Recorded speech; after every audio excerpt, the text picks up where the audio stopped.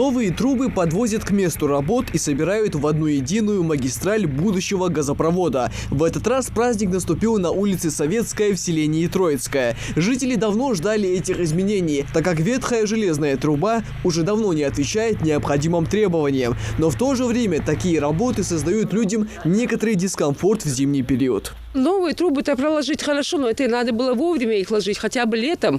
За замену старых труб на новые в селе Троицкое взялись несколько месяцев назад. Задача – заменить ветхие линии на 20 улицах, поэтому к работе привлечены все силы газовиков и местной администрации. 15 рабочих бригад по 3 человека в каждой. К этому времени специалисты уже проложили центральную трубу протяженностью в 1200 метров. Сейчас у нас идет работа по подключению газа непосредственно к домовладению. Выводим стояки, и вот у нас идет такая работа, но у нас сейчас осталось уже немножко. Но данная улица, думаю, 3-4 дня закончим.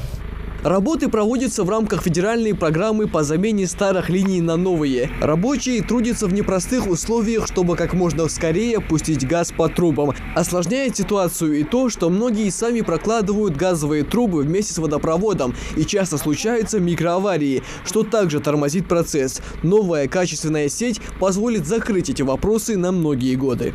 Качество очень хорошее, до 100 лет качество трубы самой. Это германские трубы непосредственно. Также у нас идут сварочные работы, также стыковые, муфтовые, но они идут по-разному у нас, как позволяет нам земля, данный участок, они по-разному идут.